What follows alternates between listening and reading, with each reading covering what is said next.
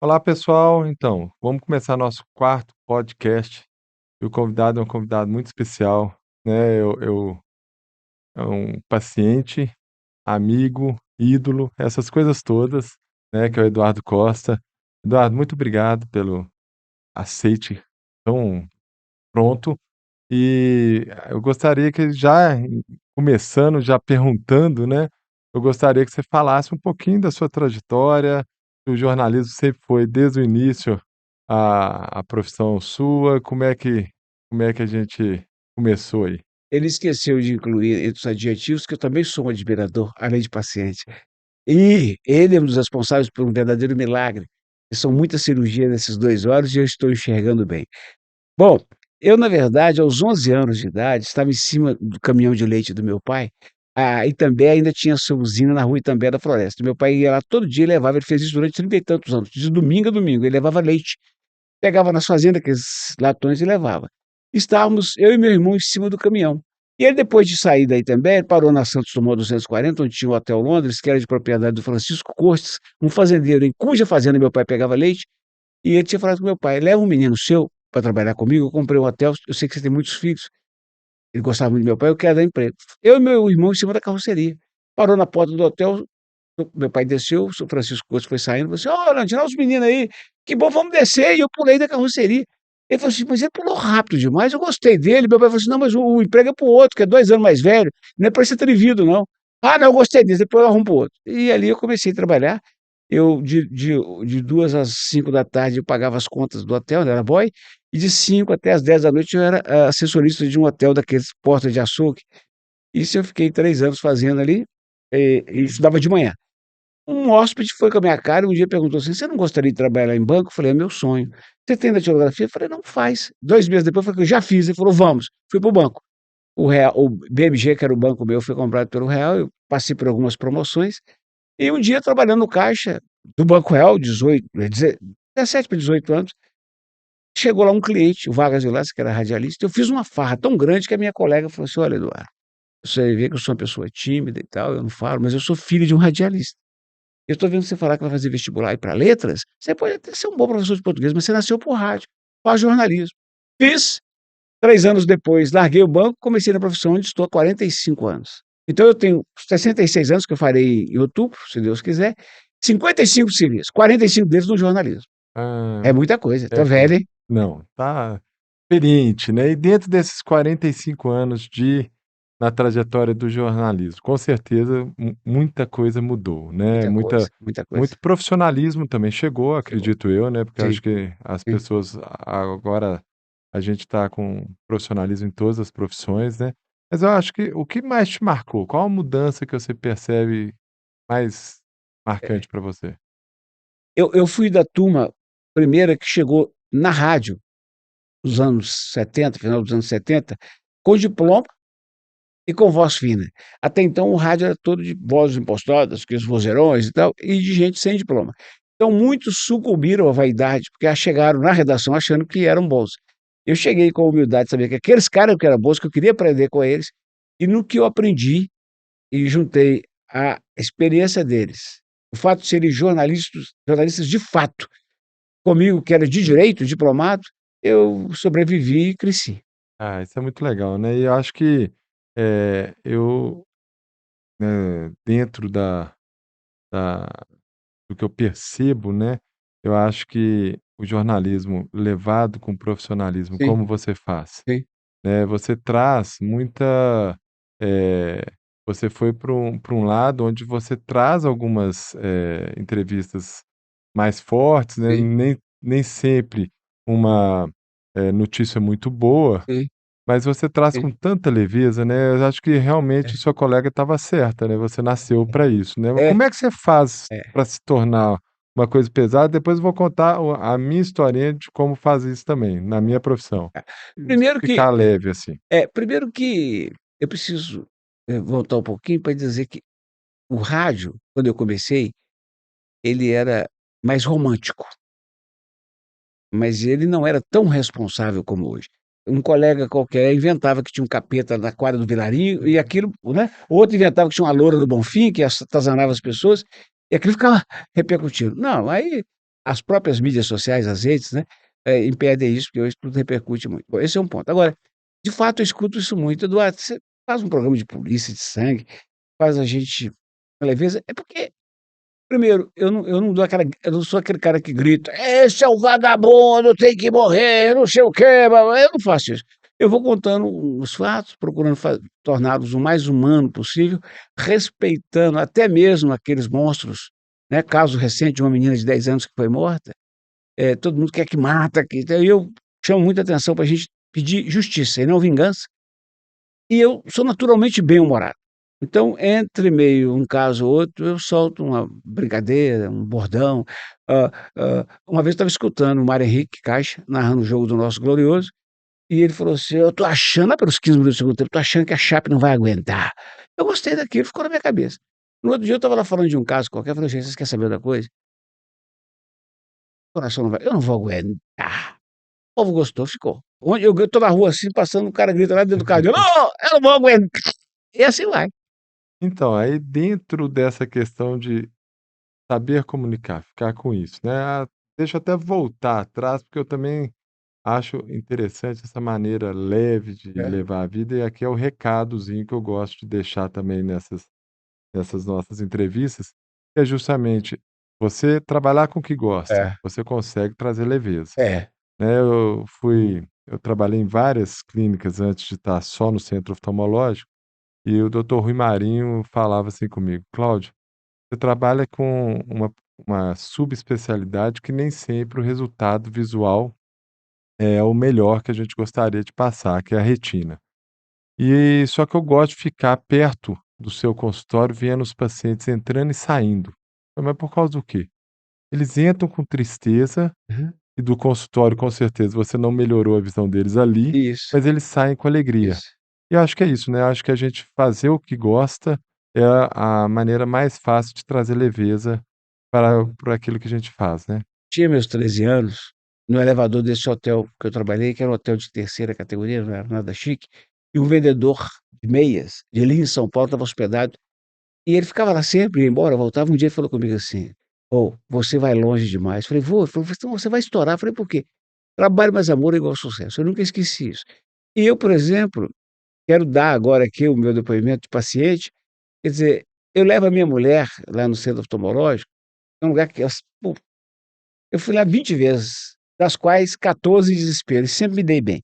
E eu levo a minha mulher para operar, por exemplo, de catarata lá, ela na noite anterior ela já não dorme, chega lá com a pressão a 24, coisa que ela nunca tem. A pressão dela é de 11, ela chega a 24. Ela chega em pânico. Então se encontra um cara carrancudo, mal-humorado, bruto, poxa, ela, por exemplo, não se refere a Cláudio Junqueira como Claudão, ou doutor Cláudio, é o galão da massa. A primeira vez que ela entrou, no consultório dele, ele abriu a porta, virou pra mim e falou assim: "Entra, galão da massa", ela já gostou. É isso. Eu falo isso mais com minhas meninas, falo isso mais. Eu fico imaginando, agora até que essa rotina caiu um pouco por causa de umas mudanças na minha vida, mas eu vinha de 12 anos acordando 4 horas da manhã para trabalhar na Record às 6h30, depois a rádio. Imagina acordar todo dia às 4 horas da manhã, se for para fazer algo que você não gosta, morre. É Hein? igual médico plantonista, né. Doido. Eu acho que o primeiro médico É, que inventou que o plantão tinha que começar às 7, é, a gente, é, graças a Deus, não pode voltar no tempo é, para puxar a orelha é, dele, né, mas a dá gente tinha que vontade sa de a gente tinha que é. sair muito cedo para Você começar o quer plantão às 7, né. você quer ver outra coisa? Você fica na terça-feira que opera, né, doutor? Isso, terça e quinta. Quantas cirurgias em média? Umas 4, 5, né? É em torno de 25, 30, né. 25, 30.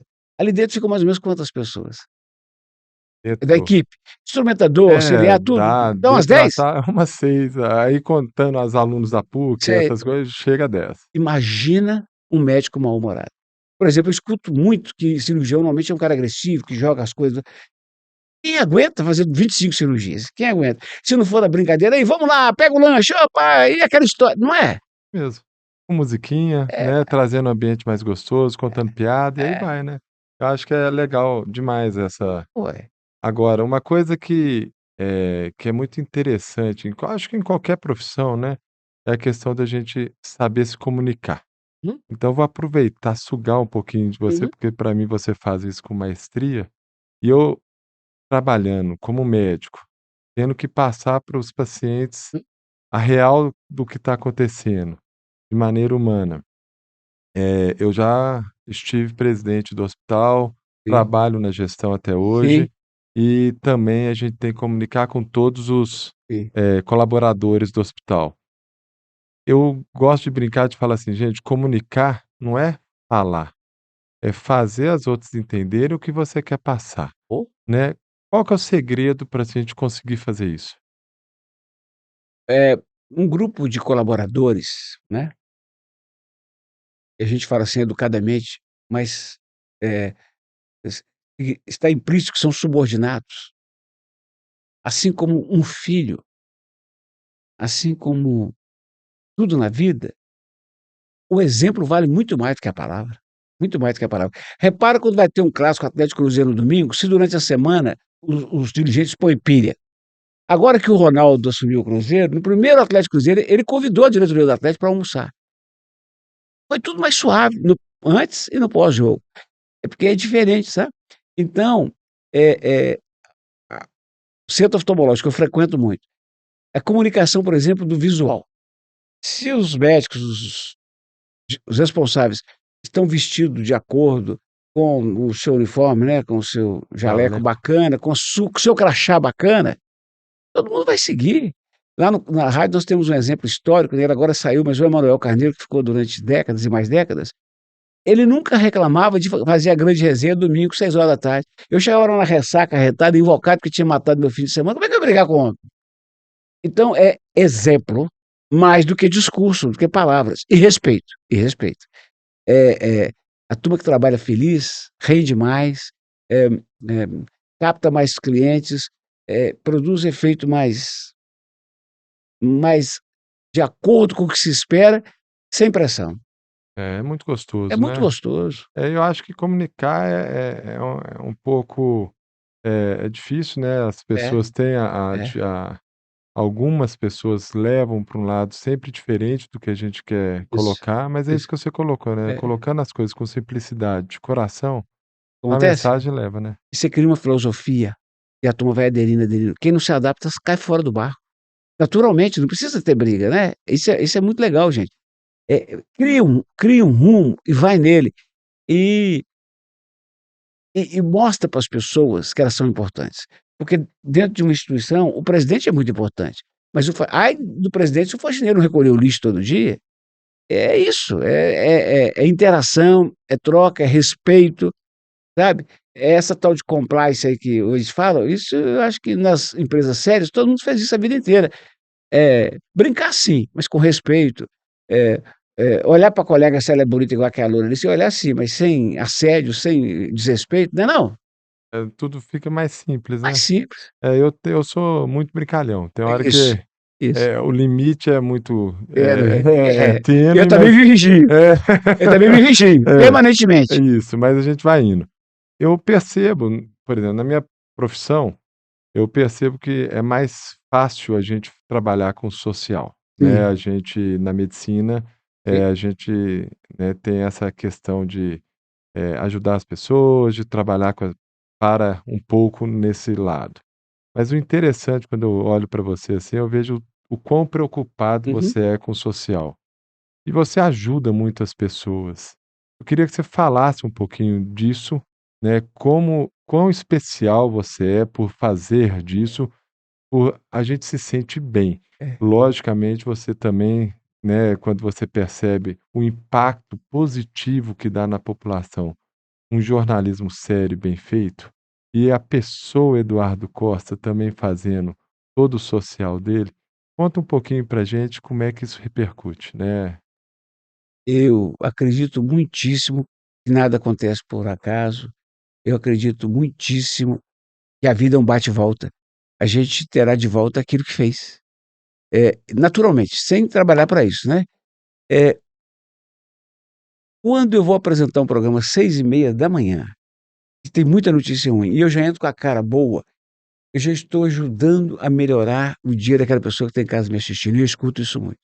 Mas no curso da conversa, dos debates e tudo, eh, cara cometeu uma barbaridade. Aí todo mundo fala: "Mata, mata, mata". Eu digo: "Gente, primeiro não vamos condenar seu devido rito processual, seu devido processo legal. Vamos pensar: 'Ah, mas esse cara é um maluco, se ele fizesse isso com a sua filha'". Eu falo: "Calma, amigo, mas é isso". Então você vê por outro ângulo. Outra coisa que eu considero muito importante na minha profissão e na do médico, escutar. Ô, gente, como é desagradável você ir pra uma consulta médica. Eu sei que hoje usa muito computador, ele ajuda muito, mas você entra, te chama lá: "José Eduardo Costa", você entra, a porta está aberta: "Bom dia, doutor", "Bom dia". "Quer que feche a porta, doutor?", "Pode fechar". "Seu nome?", "José Eduardo Costa". "Sua idade?", "Tá". Que você tem pra". Ele fica no computador 5 minutos, dá uma receita e fala assim: "Vai embora".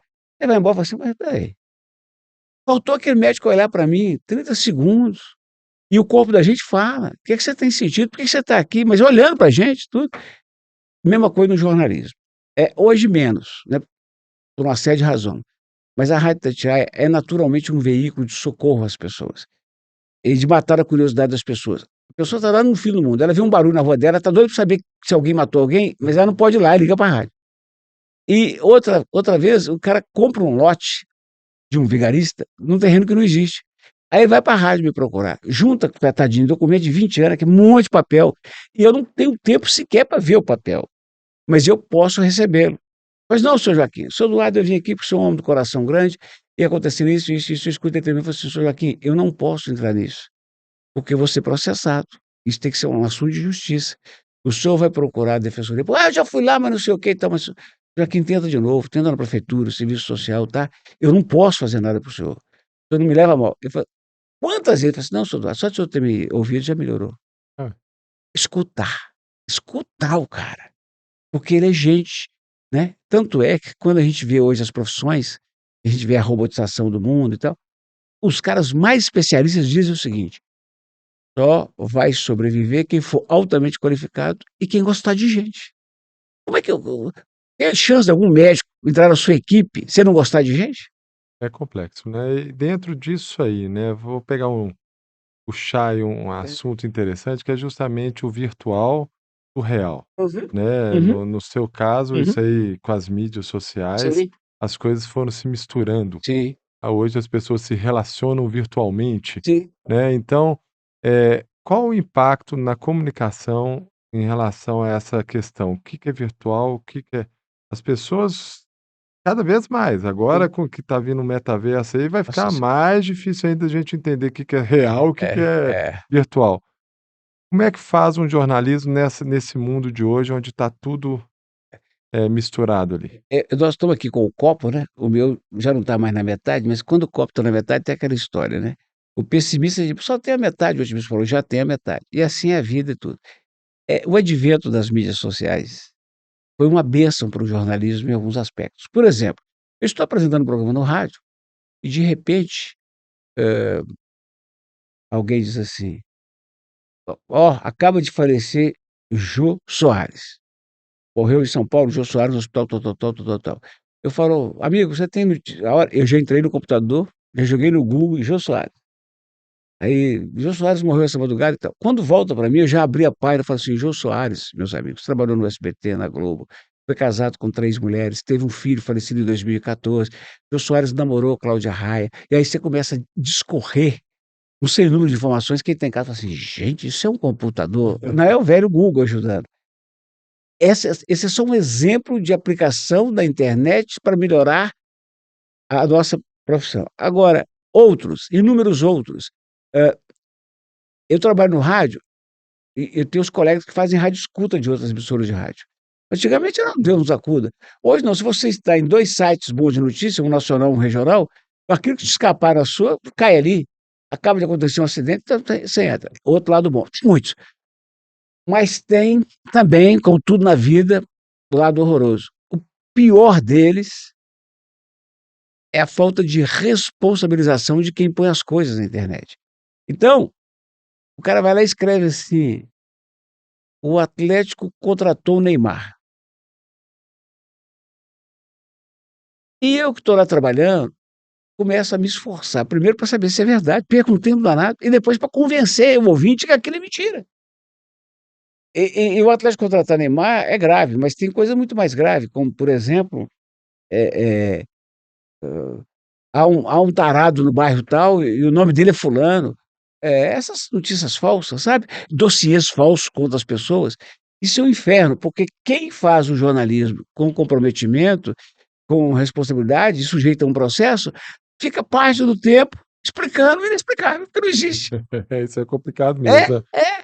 Eu acho que, e aí tem quase um mercado de fake news que é uma coisa, nossa senhora, Eu agora tinha essa possibilidade de me candidatar a um cargo muito importante, né, que foi um convite irrecusável, queria mudar a minha vida toda, pra de certa forma, para pior, mas eu não podia recusar.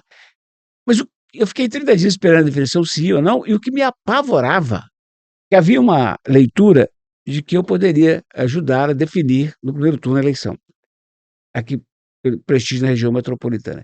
Eu sabia que o lado de lá viria para cima de mim com todas as armas assim que eu fosse oficializado. E o meu pavor, eu não devo nada, não tenho outra família fora de casa, eu não tenho, assim, pegas concretas para o cara me atacar, mas iriam inventar com certeza. Isso iria prejudicar minhas filhas, eu estava apavorado com isso. Agora vê se pode um trem desse. não é muito fácil, Não, a a exposição, exposição não, com má fé, né, que não, no caso do que poderia é. acontecer, teria. No caso, a gente vê você trabalhando na rádio, na TV, eh, 90.000 seguidores. 90, É, 91.500 agora eu olhei ali. é. E então você tem a possibilidade de trabalhar em vários veículos. Sim, Qual que você mais gosta? Qual rádio, que impacta mais? rádio. O rádio ele é instantâneo, ele é descontraído, ele é verdadeiro, e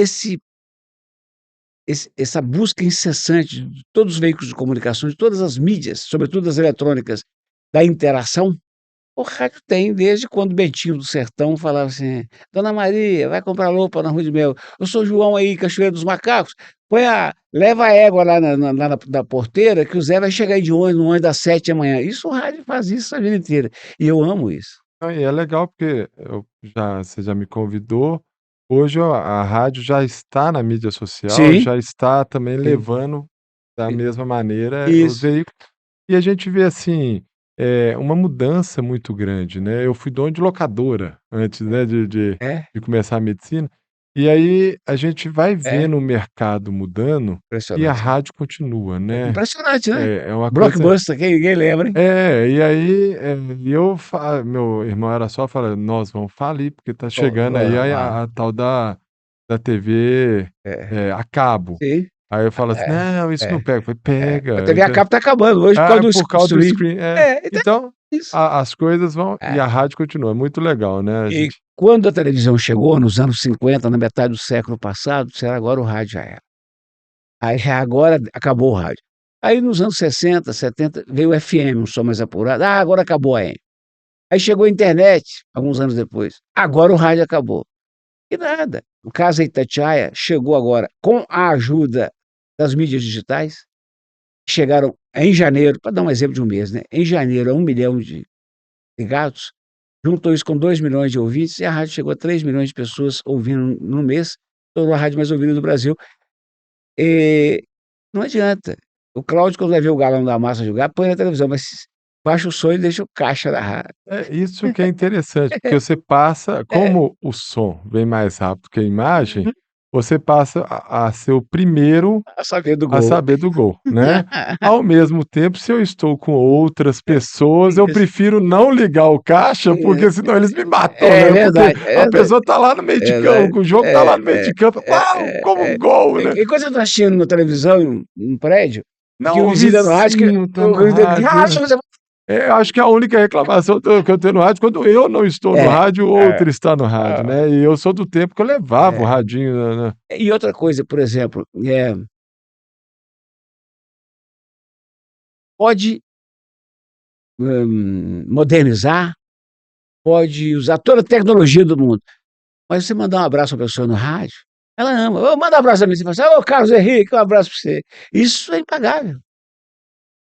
não, e a repercussão que dá isso aí, Vizinhança comenta: "O cara é mandou um abraço pra você". quando eu vou no seu É, programa, os pacientes vão chegando em sequência, aí é, quando o paciente, o meu demora 3 meses algumas vezes para é, voltar, escutei no Eduardo Costa, então a é, repercussão é legal. realmente O doutor Roberto Abdala Moura, né, recém-falecido, saudade dele.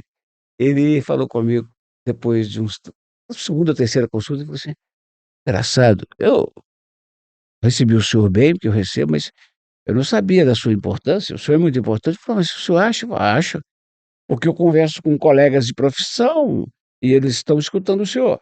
Eu outro dia estava em São Paulo com um cientista e ele me escutou com o senhor. Eu chego no prédio, o porteiro escutou o senhor, a faxineira escutou o senhor, então, o senhor está em tudo quanto é prática. lugar". Eu falei assim: "Ó, doutor, não, é rádio que é importante".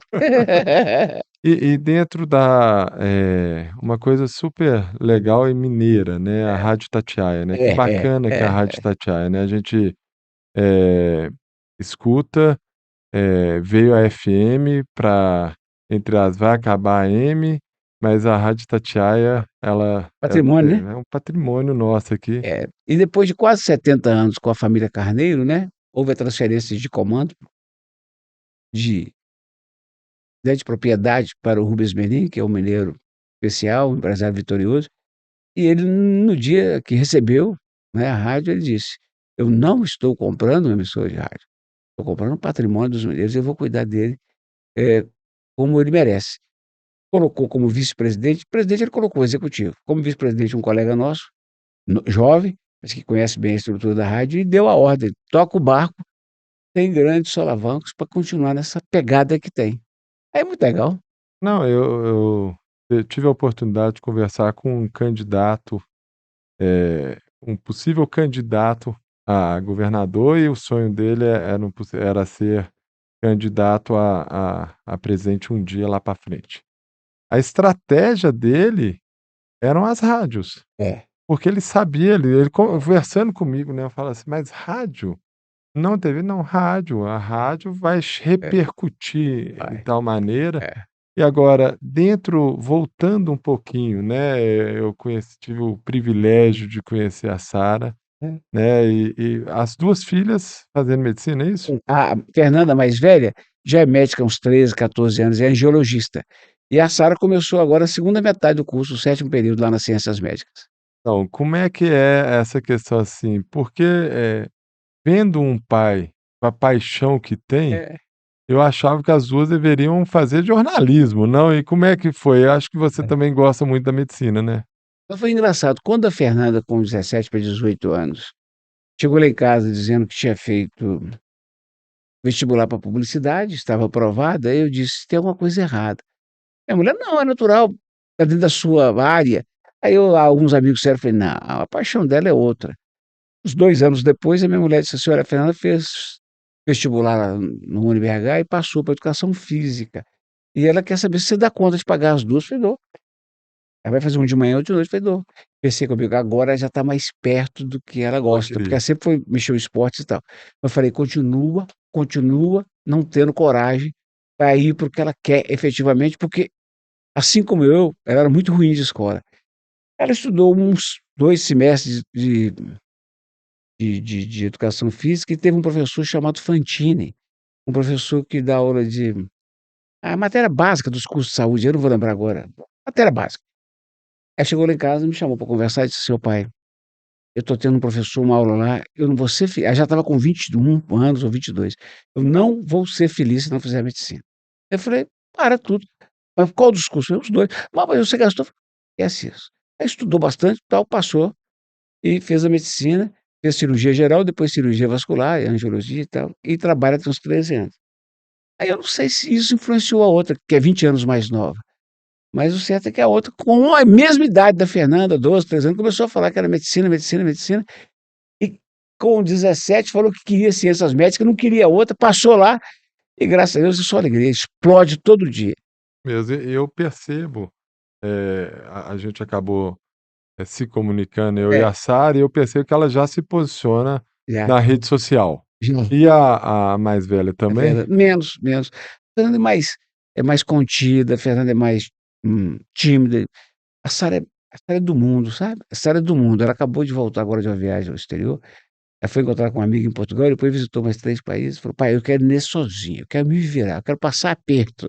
Como é que você percebe essa questão do posicionamento do médico nas mídias sociais? Como é que você acha que deveria a gente dar umas dicas pra gente, como que a gente deve se posicionar aqui? Olha, eu nunca pensei nisso, sabe, então o que vai sair aqui agora é um achômetro. Mas veja só, eh, não tanto quanto o juiz, né, não tanto quanto o juiz, o promotor, mas o médico também é visto por muita gente como um deus, como um cara que está no andar de cima, que está no pedestal e tal. Na medida que o médico se mostra na rede social, ele humaniza a relação dele com os pacientes. E é diferente, por exemplo, esse podcast que você está fazendo, é diferente a sua chegada à rede social, que eu pouco que eu vejo, por exemplo, o cara que vai ali para vender o produto. Chega, põe a foto dele e fala que ele faz milagre, essas coisas todas e tal. Isso eu acho muito comercial e pouco produtivo. Agora, o médico conversar, se mostrar, se abrir, abrir o coração, eu acho que é bom para ele, é bom para os pacientes, para as pessoas que porventura vão procurá-lo, e é bom para a sociedade, porque o médico também tem suas fraquezas, o médico também tem os seus perrengues, tem suas dificuldades, né. Nesse dia que nós estamos conversando, por exemplo, o presidente da república sancionou o piso das enfermeiras, aí eu disse no rádio, perguntaram: "O que você acha?" Eu falei assim: "Olha, eu sei que vai ser difícil para os hospitais pagarem, principalmente os filantrópicos. Eu sei que o plano de saúde vai querer aumentar o valor do plano. Agora, falar que para um enfermeiro R$ 4.750 é muito, é não conhecer e não precisar dele". Essa questão da realidade, né, Sim, de cada um, né, é, é muito, eu que trabalho com a é. com a parte de, né, que eu preciso do enfermeiro, né, faz parte do meu time. Do Quem auxiliar, do quem que é o técnico. médico sem o enfermeiro? Quem é Esse o médico sem o é, técnico? Quem é o médico sem o faxineiro? Quem é o médico sem o porteiro? Quem é o médico, é, é interessante a gente estar ali é. posicionando, né. Então, a minha intenção de estar aqui Sim, é realmente levar uma informação mais tranquila, sim. uma informação mais delicada, em cima de toda a área de saúde, É né. Quando humanizar eu mesmo. pensei em te convidar, foi justamente falar um pouquinho de É, comunicação, é. falar um pouquinho de como é que, além de aprender sempre com pessoas, eu falo que a gente é sempre legal a gente estar do lado de pessoas melhores que a gente, então é o caso aqui hoje, né, Amém. então então eu acho que Por isso que vai, eu vim. eu acho que é legal a gente É, poder é, passar para as é. pessoas, o que Ah, está acontecendo. E eu acho que a mídia social para o médico vai para esse lado, eu vai. acho que repercute muito mais, numa mídia social. Eu lá no hospital sei o tanto que eu repercuto, eu estou Sim, lá há 20 e tantos anos. sim, Então, agora, só que eu tenho aquela tribo ali. sim. Eu vindo para cá, eu posso repercutir mais. Público externo. Primeiro eu preciso dizer, viu, doutor Cláudio Junqueira, que Guimarães Rosa e Riobaldo nos ensinaram: "É pé dos bons que a gente fica melhor", então vamos juntar. Agora, vê só, eu tenho certeza que numa dessa gravação que você vai trazer um médico, amigo, interessante, tudo, vocês vão começar a trocar ideias sobre seus perrengues, você vai contar para as pessoas, porque muita gente não sabe. Um cirurgião, como é o seu caso, ele opera retina, amigo. Na terça-feira, a primeira cirurgia é 7 horas da manhã, né. Então isso implica acordar às 5h30 da manhã no máximo. Isso implica não tomar um uísque ou um vinho na noite anterior. Hoje já tem as máquinas, mas a mão não pode tremer.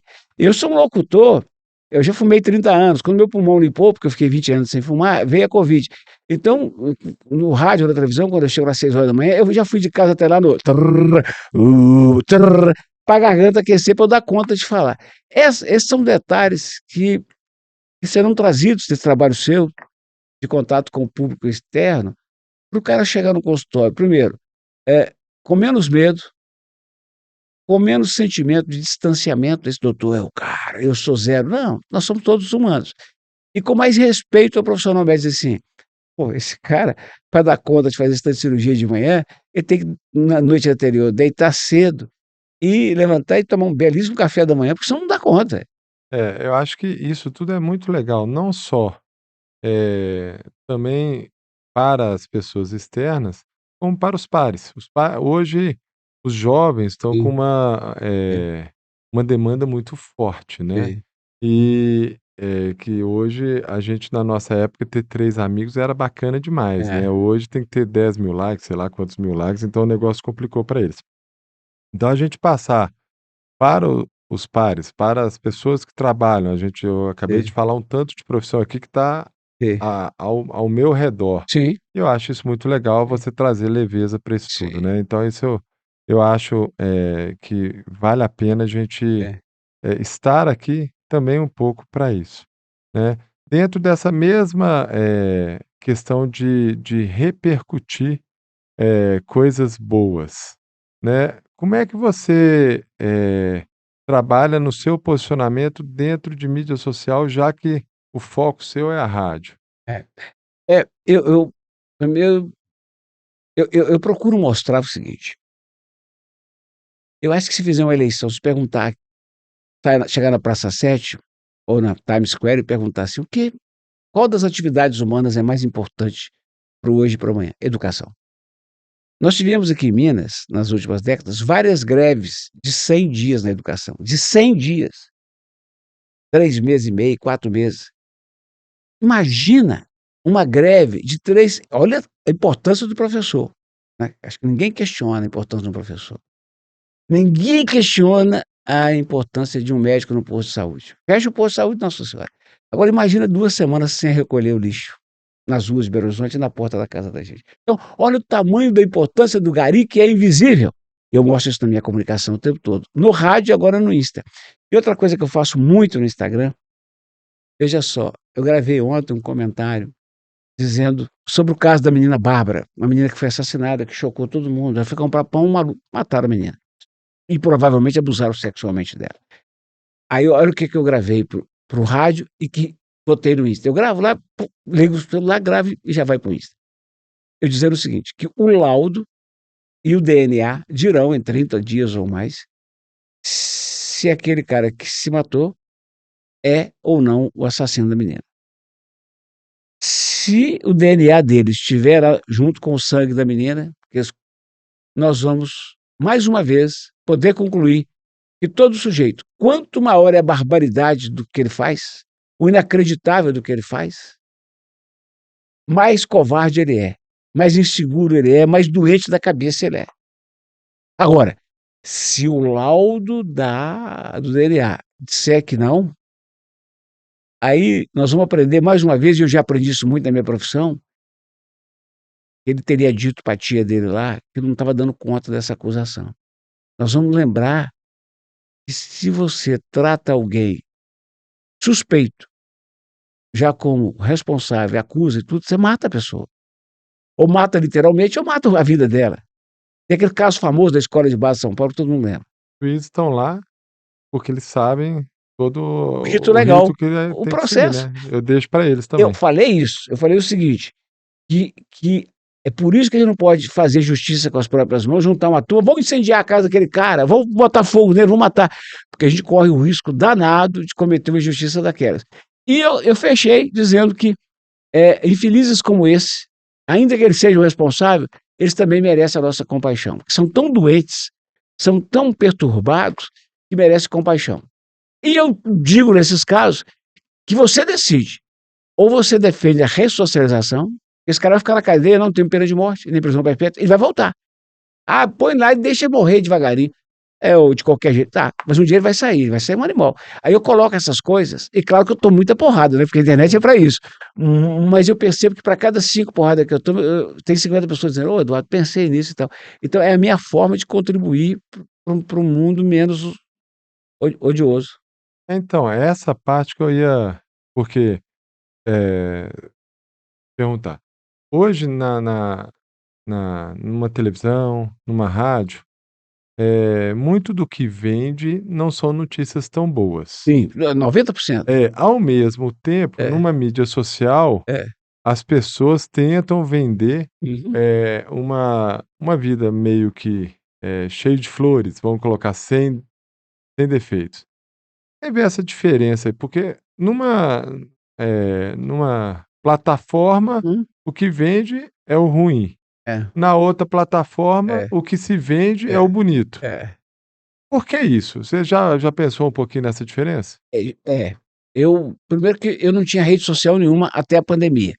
Quando chegou a pandemia, eu falei: "Pô, pela minha idade, eu teria que fazer de casa". Eu falei: "Vou ficar longe da rua, não sei quanto tempo, eu não posso ficar alheio ao que está acontecendo, o que está rolando". Aí eu criei meu Instagram. Portanto, foi em março de 2019 que eu criei o Instagram. Mas eu não sei mesmo, ir ao Facebook, não sei ir ao Twitter, não conheci o Orkut, então eu não tenho. O Twitter, por exemplo, o cara instalou para mim, eu fui lá e corri lá 5 minutos, mas eu vi tanto xingamento, tanta esculhambação, eu falei: "Não, isso vai fazer mal para minha cabeça, minha saúde mental". Saí fui correndo, falei: "Quer saber disso não". E mesmo no Instagram. Então, vamos ao ponto. Uma TV aberta e um rádio vive de audiência. E é sabido que há um gosto das pessoas, especialmente as pessoas, na faixa de renda menor, pelo sangue, pelo crime, pelo espetacular e tal. E, naturalmente, se você sensibiliza essas pessoas, você tende a expandir a sua audiência. Então tem alguns colegas que fazem o que chamam de sensacionalismo: Isso é um absurdo, porque não pode estar na cama, isso é blá, blá". E aquilo vai aumentando a cartaz, e vai aumentando a audiência e vai rendendo mais para a emissora e para ele. Esse é um ponto. Perigoso? Perigoso. O outro ponto perigoso: no Instagram não tem ninguém feio, pobre e triste, né? Tá todo mundo maravilhosamente bem. Então, o que que eu procuro fazer na televisão? Ó, gente, lá vem notícia ruim, mas o dia tá bom, viu? Ó, pra você ver. Você já olhou pro céu hoje? O céu tá maravilha. Não, esse solzinho gostoso. Aqui, mamãe, seu menino, tira a roupa ali, porque tá na época do ano é o seguinte: daqui a pouco vai esquentar. Então, roupinha leve, de noite agasalho, essas coisas. E quando eu tô na rede social, eu falo aqui, a vida não é isso aqui, não.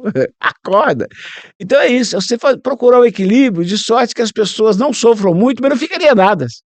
É isso mesmo, né. Eu até no podcast anterior, eu conversei com a Fabi Lopes, que é a pessoa, né, que me orienta na parte, de mídia social, né, junto com a Ize, e aí ela tá falando justamente isso, a gente acaba se especializando numa, né, então no Uhum. seu caso, né, a É, rádio é a mais forte, é, mas ao mesmo tempo, é, essas outras áreas podem ser agora, é, não dá para ter todos, né, a gente não é, consegue é, atingir todas é, as mídias, porque agora ficaram demais, é, né, é, exageraram. é. Para a gente terminar, Eduardo, a gente tá, como eu falei, eu conheci a Sara, e eu acho que, não é diferente, eh a hora que eu conheci a Sara, eu percebi claramente, e eu sempre falo isso com a Luciana, como é fácil educar, É, né, porque o educar é o exemplo, né. Então a gente tem,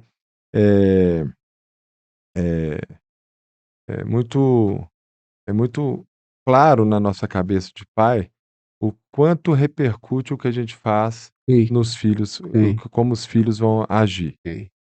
Hoje a gente está vivendo num mundo de mudanças muito rápidas, e os nossos cabelos brancos, tem hora, tem dificuldade de seguir, de continuar o raciocínio deles.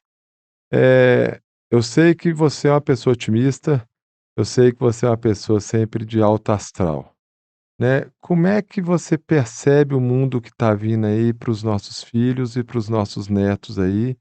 E É, qual a mensagem final aí para o nosso é. podcast Fala Claudão aí?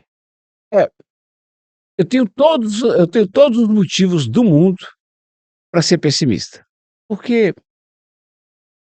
as pessoas estão brigando umas com as outras pelas coisas mais banais. As pessoas estão se estressando e um fala do outro, que fala do um. Eh, a turma tá querendo ficar dentro da casa dos pais até os 45, sair pra quê? É a geração do nem neném, né, nem estuda, nem trabalha, nem faz porra nenhuma. Então, a gente tem muitos motivos para poder ficar preocupado. E eu tenho outras, assim, estruturantes no Brasil. Por exemplo, eu sou um crítico contumaz, ferrenho e implacável da eleição de 2 em 2 anos, sabe. Acho isso uma covardia, porque o país perde energia, perde dinheiro, perde foco. Agora acaba a eleição, a turma começa a pensar nesse prefeito. Então tinha eleições gerais de 5 em 5 anos para os governantes trabalharem. Em vez de ter fundo eleitoral, fundo partidário, esse dinheiro ia para poder fazer casa popular, para tirar o cara que está morando na rua, para limpar a cidade, essas coisas todas, enfim. E a gente não vê. Então o que que a gente tem que fazer? Primeira coisa, é dormir com a consciência tranquila de que você não está piorando esse mundo. E segundo, é procurar fazer a coisa certa, sabe? É, é, só trocar de carro depois que tiver uma casa própria. Só ir a Miami quando tiver conhecido o Brasil. É, só ir para a Europa quando tiver pago o IPTU. Porque tem gente que se orgulha de não pagar o IPTU, tem gente que se orgulha de não ir na assembleia de condomínio. E o cara não vai e depois se prepara para criticar todo mundo. E aí eu já posso até fechar, dizendo que de tudo, que mais me incomoda é o pessimista. Eu, segundo Cortella, não, Mário Sérgio Cortella, de quem eu sou fã, já foi meu professor, o pessimista e o vagabundo são a mesma pessoa. Faz nada e fica assim, isso não vai prestar. Ele não faz nada, e torce para dar errado, tá falando, não falei? É isso. Vão pensar, vão trabalhar, né? Vaca não, é outra que ele gosta, que eu gosto, né? Vaca não dá leite, você tem que tirar, tem que É, tratar a vaca, tem que não encher o latão. Trabalhar, correr atrás, ser feliz, de preferência fazendo o que a gente gosta, né não? é isso mesmo. Eduardo, obrigado pelo carinho. Pessoal, obrigado por ter esse carinho de assistir o nosso podcast. O Eduardo é uma pessoa muito querida. Espero que vocês tenham gostado, né? A gente também vai trazer aqui, além das questões médicas, um pouquinho também de aprender com outras profissões, né? E a gente vai aprender cada vez mais a se comunicar melhor. Eu só dou conta de fazer o que eu dou conta porque eu tenho uma rede de apoio, tá? É, eu já vivi uns 3 momentos cruciais com esses olhos, chegava lá 9 horas da manhã sem marcar e falava: "Vou te socorrer". Deus te pague, doutor. Então, obrigado, Eduardo. Obrigado mesmo pelo carinho. E o próximo podcast vai ser muito gostoso também. Esperem e aguardem.